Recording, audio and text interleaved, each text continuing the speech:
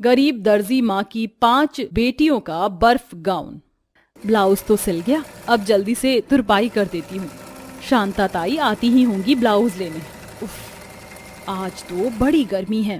गरीब अनीता भरी गर्मी में कपड़े सी रही होती है, तभी शांता आती है। अनीता, मेरा ब्लाउज सिल गया क्या? हाँ शांता ताई, सिल गया है, ये लीजिए आपका ब्लाउज। शांता ब्लाउज सिलने के बदले अनीता को 100 रुपए दे देती है। बहुत ही बढ़िया ब्लाउज सिला है तूने बिटिया, भगवान तुझे तरक्की दे। शुक्रिया शांता ताई। मुझ गरीब माँ को आपसे एक मदद चाहिए थी ताई।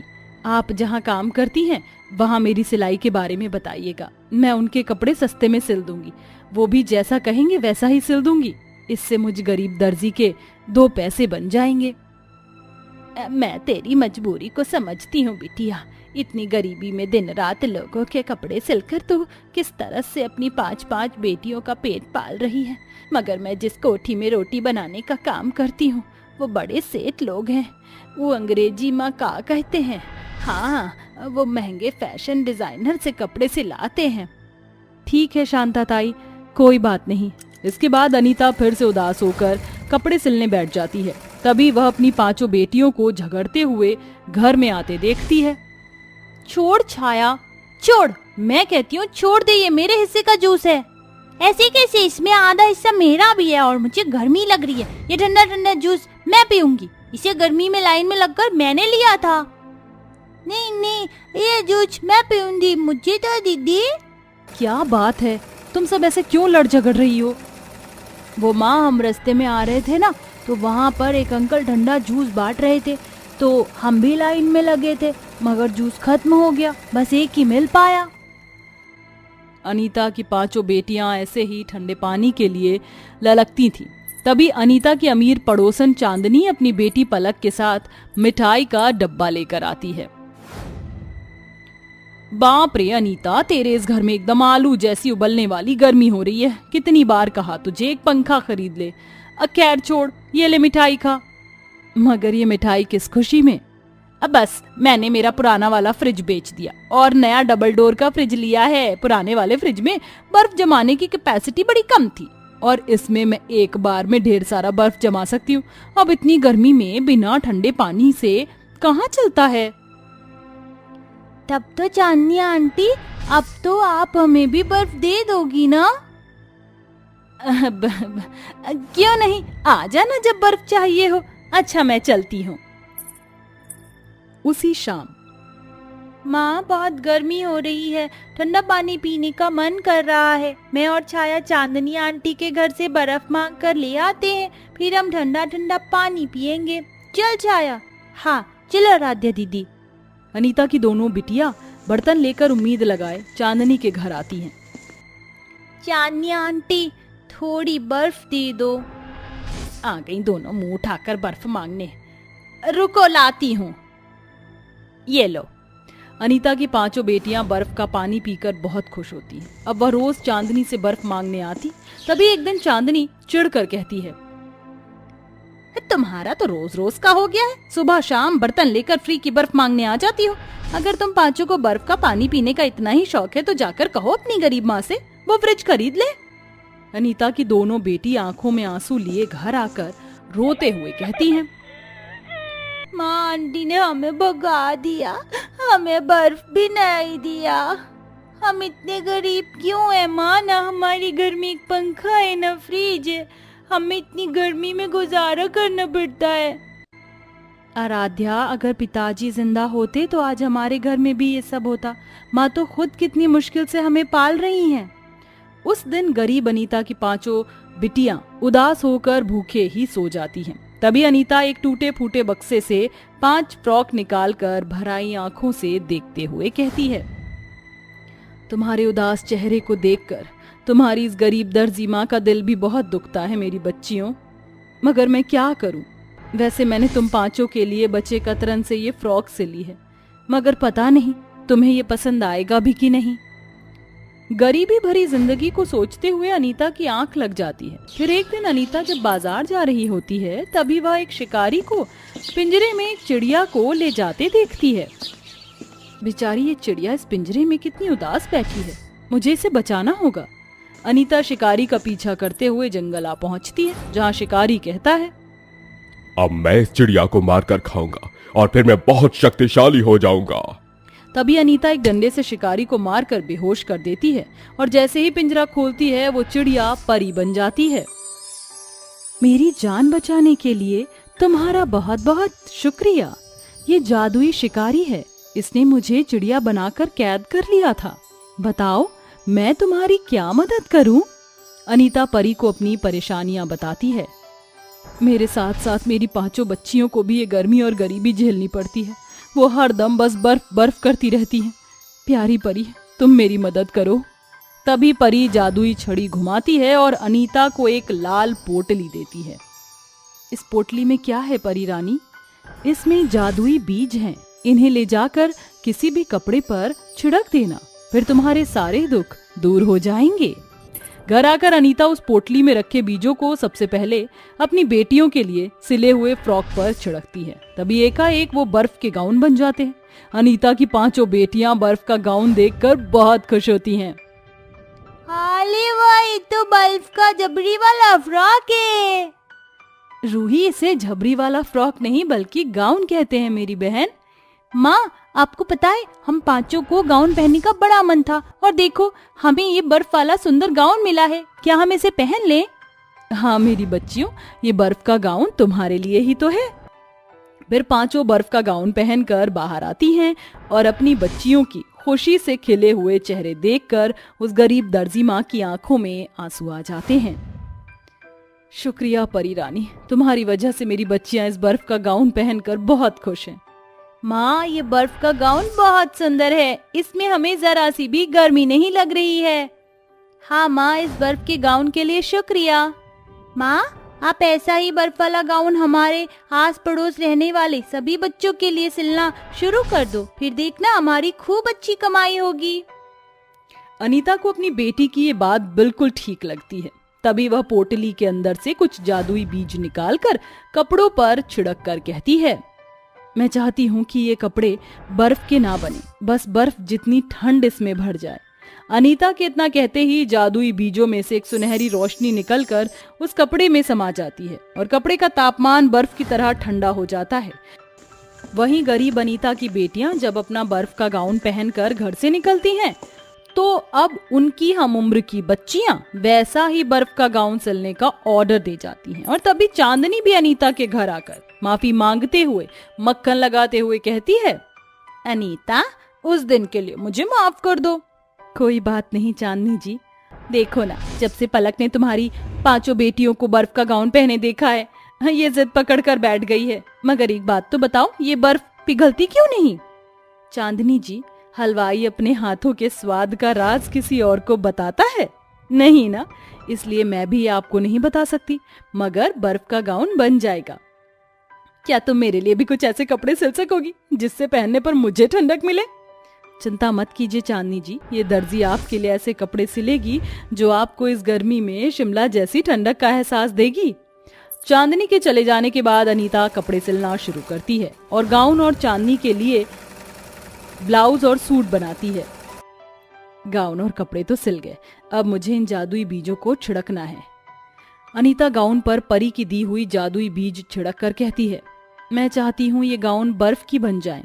इतना कहते ही गाउन बर्फ की बन जाती हैं और अनीता फिर से उन जादुई बीजों को इस बार कपड़े पर छिड़क कर कहती है, मैं चाहती हूँ ये सारे कपड़े बर्फ जितने ठंडे हो जाएं। इस बार भी अनीता के कहे अनुसार ऐसा ही होता है। इसके बाद देखते ही देखते गरीब दर्जी अनीता के घर में कपड़े सिलवाने के लिए लोगों की भीड़ होने लगती है, जिससे अनीता के सिले कपड़ों से लोगों को भरी गर्मी से राहत मिलती है और अनीता की अच्छी कमाई होती है। पर किसी को भी इसके पीछे के जादू के बारे में पता नहीं चलता। अपनी मेहनत से अनीता गरीबी में ना सिर्फ अपनी 5 बेटियों का पेट पालती है, बल्कि एक अकेली औरत होकर भी गरीबी में बड़ा मुकाम हासिल करती है।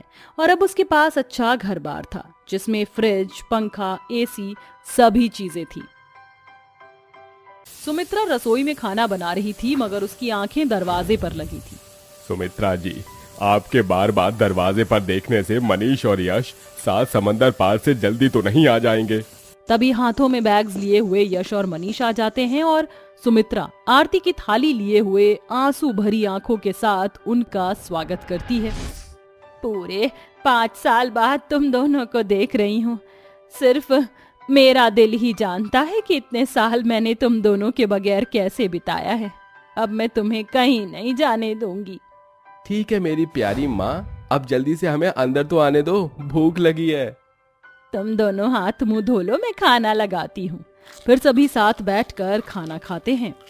आज 5 सालों के बाद तुम्हारे हाथ का बना खाना खा रहे हैं माँ। पता है माँ, विदेश जाने के बाद हमने हर रोज आपके हाथों का खाना बहुत मिस किया है। मिहिर, यश, मैंने और तुम्हारी माँ ने तुम दोनों भाई की शादी तय कर दी है। ये रही तस्वीर। जैसे ही दोनों तस्वीर देखते हैं तो उसमें काली लड़कियां देखकर वो चिढ़कर कहते हैं, माँ, क्या आपको मेरी और छोटे की शादी के लिए ये काली कलूटी लड़कियां ही पसंद आई थी?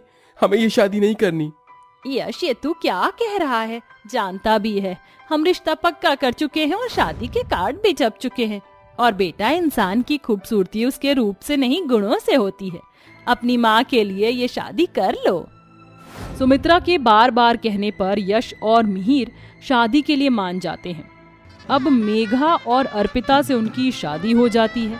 हर लड़की की तरह वो दोनों भी अपनी आंखों में हजारों सपने सजाए ससुराल आती हैं। अर्पिता बहू, मेघा बहू, इस कलश को गिराकर अंदर आ जाओ। बेचारी दोनों काली बहुएं कई सारे अरमान सजाए सुहाग की सेज पर बैठी रात भर अपने पतियों के आने का इंतजार करती हैं। वहीं दोनों भाई आपस में प्लान बना रहे होते हैं। यस भैया, मैं तो अपनी काली कलूटी बैंगन लूटी बीवी के साथ बिल्कुल भी नहीं रहने वाला, इसलिए मैंने वीजा बनवा लिया है। मैं लंदन चला जाऊंगा। ओके छोटे, मैं भी तेरे साथ चलूंगा। सुबह होने पर दोनों अपने कमरे में आते हैं। यश जी, कल हमारी सुहागरात थी, आप रात भर कहाँ थे? तू होती कौन है मुझसे ये सवाल पूछने वाली? और कैसी सुहागरात, कौन सी सुहागरात, जब मैं तुझे अपनी पत्नी मानता ही नहीं। ये सुनकर अर्पिता का दिल टूट जाता है और वह भराई आंखों से कहती है, यश जी, भगवान के लिए ऐसा मत कहिए। अग्नि के साथ फेरे लेकर आपने मुझे अपनी पत्नी बनाया है। इस पर यश गुस्से से अर्पिता की कलाई बड़ी ही बेरहमी से पकड़ता है, जिसके चलते उसकी कांच की चूड़ियां टूटकर उसके हाथों में चुभ जाती हैं। आह माँ, मेरा हाथ। यश जी छोड़िए, मुझे दर्द हो रहा है। आज के बाद मेरी बीवी बनने की कोशिश की ना तो मुझसे बुरा कोई नहीं होगा।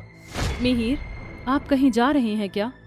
देख मेघा, मेरे काम में टांग मत अड़ा, और मैं कहाँ जाता हूँ कहाँ आता हूँ ये मैं तुझे बताना जरूरी नहीं समझता। चल हट मेरे आगे से। ये बोलकर मिहिर मेघा को धक्का दे देता है और दोनों भाई सुमित्रा के पास आते हैं। माँ, मुझे और मिहिर को लंदन जाना होगा। अरे ऐसे अचानक से? हाँ पिताजी, जरूरी काम है। अभी तुम दोनों की नई नई शादी हुई और तुम दोनों बहू को छोड़कर विदेश जा रहे हो? बस थोड़े दिनों की बात है माँ, जैसे ही काम खत्म होगा हम जल्दी लौट आएंगे। इस तरह से झूठ मूठ की बातें बनाकर यश और मिहिर लंदन चले जाते हैं। फाइनली हम लंदन आ गए। मगर छोटे, हम यहाँ आ तो गए, मगर करेंगे क्या? झूमेंगे, नाचेंगे, गाएंगे, ऐश करेंगे और क्या। वैसे भी तो यश भैया 4 दिन की ही तो लाइफ है। इसके बाद उन दोनों की मुलाकात एक पब में 2 अंग्रेजन लिया और अलीना से होती है, जो कि डांस कर रही होती हैं। Bring it on, bring it on, bring it on, जाना अब तो forever. Bring it on, bring it on, bring it on up forever, Sanam. Chica, chica, chica, that's my chica girl. Ain't your body get me going better, that's my chica girl. भाई वो देखो क्या hot लग रही है दोनों, butter scotch ice cream की तरह। पर ये पटेगी कैसे? अबे छोटे, इसमें कौन सी बड़ी बात है। चल थोड़ा सा मक्खन लगाते ही ये गोरी अंग्रेजन कैसे हमारी तरफ खींची चली आती हैं। फिर दोनों उनके साथ आकर डांस करने लगते हैं। Hey gorgeous girl, what's your name? Leah, and she's my sis Alina. Can we dance? Of course, handsome.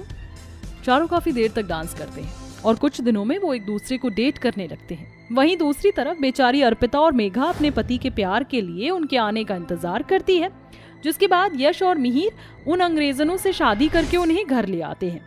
तभी अर्पिता और मेघा अपने पतियों के गले लग जाती हैं। यश जी, आ गए आप? कितनी देर लगा दी?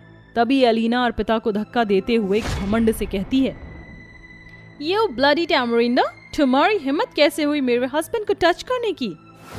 यश जी, ये अंग्रेजन क्या कह रही है? एलिना बिल्कुल सच कह रही है। अब लीगली यही मेरी पत्नी है। मिहिर, आप भी? सॉरी मेघा। आप दोनों ने हमें इतना बड़ा धोखा दिया। हमारे होते हुए आप दोनों ने दूसरी शादी कर ली और हमारी सौतन ले आए। मिहिर, अगर ये अंग्रेजन आपकी पत्नी है तो फिर मैं कौन हूँ? क्या मेरी मांग का सिंदूर, ये मंगलसूत्र, अग्नि के साथ फेरे, सब झूठ था, फरेब था? मैं तुम्हें सफाई देना जरूरी नहीं समझता। लिया ही मेरी पत्नी है और तुम मेरी लिया के पैरों की धूल भी नहीं लगोगी। अपने पति से मिले धोखे के बाद सुमित्रा की दोनों काली बहुएं फूट फूट कर रोती हैं। वहीं उनकी अंग्रेजन सौतन उनके पतियों को लेकर कमरे में चली जाती है। चुप हो जाओ बहू, सारी गलती मेरी है जो मेरी कोख से मैंने ऐसी औलाद को पैदा किया जिसने औरत के मान को ठेस पहुंचाई। माँ जी, आप ही बताइए, क्या हम दोनों अच्छी बहुएं नहीं या अच्छी पत्नी नहीं बन सकती? हमारी क्या गलती है माँ जी जो हमारे पति हमारी सौतन ले आए? अगली सुबह मेघा चाय लेकर कमरे में जाती है जहाँ लिया मिहिर की बाहों में होती है। मिहिर जी, चाय लाई हूँ। तो दरवाजे पर क्यों खड़ी हो? कम ऑन ब्लैकी टेकी। और वैसे भी हम दोनों एक दूसरे की सौतन हैं, तो मैं तुम पर तरस खाकर तुमसे मिहिर को शेयर कर लूंगी, लाइक चॉकलेट्स की तरह। मेरी अंग्रेजन सौतन, ये तुम्हारे विदेश में चलता होगा। ये भारत है और यहाँ की औरत सब कुछ बांट सकती है, लेकिन अपना सिंदूर और अपना सुहाग कभी नहीं। ये सुनकर लिया गुस्से में चिढ़कर गरम चाय मेघा के मुंह पर फेंक देती है। मेरा चेहरा! क्या हुआ? जल रहा है ना? अच्छा हुआ। शक्ल से तो साउथ अफ्रीकी की तरह है, मगर जवाब बहुत देना आता है। Just get out, I said out. ऐसे ही वक्त बीतता है। सुमित्रा की दोनों काली बहू अपने पतियों के करीब अपने अंग्रेजन सौतन को देखकर घुट घुट कर रहती हैं। फिर एक दिन जब अर्पिता यश के कमरे की सफाई कर रही होती है, तभी उसका मंगलसूत्र देखकर एलिना कहती है, यश डार्लिंग, तुम्हारी पत्नी तो मैं हूं ना, तो फिर ये मंगलसूत्र इसके गले में क्यों है? ये मुझे चाहिए। ओके बीवी। नहीं यश जी, भगवान के लिए मुझसे मेरा मंगलसूत्र मत छीनिए। मैं आपके आगे हाथ जोड़ती हूँ। जैसे ही यश अर्पिता के गले के मंगलसूत्र को छीनता है, उसका मंगलसूत्र टूट जाता है और अर्पिता कहती है, यश जी, आपने एक सुहागन से उसका मंगलसूत्र छीना है। जिस तरह से इस मंगलसूत्र की एक एक मोतियां जमीन पर बिखरी हुई हैं, मैं आपको बद्दुआ देती हूँ कि आपका ये नाजायज रिश्ता भी टूटकर बिखर जाएगा। और जब एक औरत टूटे हुए दिल से बद्दुआ देती है तो उससे कोई नहीं बच पाता। इसी तरह से वक्त बीतता है और अब लिया और अलीना ऑनलाइन लड़कों से चैटिंग करती हैं और उन्हें डेट भी करने लगती हैं। साथ में नाइट पार्टी भी शुरू कर देती हैं। और फिर एक दिन यश और मिहिर उन दोनों को ऐसा करते देख लेते हैं और उन्हें घर ले आते हैं। Mihir, leave me. I said leave me. मैं कहती हूँ छोड़ो मुझे। लिया, वो सब क्या था? यही बात मैं तुमसे भी जानना चाहता हूँ एलिना। तुम हमारे होते हुए एक्स्ट्रा मैरिटल अफेयर चला रही थी, शर्म नहीं आई तुम्हें? यश, हम कोई भारतीय नारी नहीं जो जिंदगी भर एक ही पति पर गुजार दे, समझे ना? और किस धोखे की बात कर रहे हो? तुम दोनों ने भी तो अपनी पत्नियों को ऐसा ही धोखा दिया था। नाउ हमें तुम्हारे साथ रहना ही नहीं है। ये पति पत्नी के रिश्ते से हम पक चुके हैं। ठीक है, तो आज तुम्हें हम इस रिश्ते से आजाद करते हैं। अर्पिता, मेघा, हम दोनों भाइयों को माफ कर दो। हमसे बहुत बड़ी गलती हो गई जो हम सुंदरता के पीछे भागकर अपनी शादीशुदा रिश्ते के दायरे से बाहर गए। आखिर में यश और मिहिर अपनी गलती सुधार कर अर्पिता और मेघा की अंग्रेजन सौतन को डाइवोर्स दे देते हैं, जिसके बाद वह अपने रिश्ते को एक मौका देते हैं और खुशी खुशी रहने लगते हैं।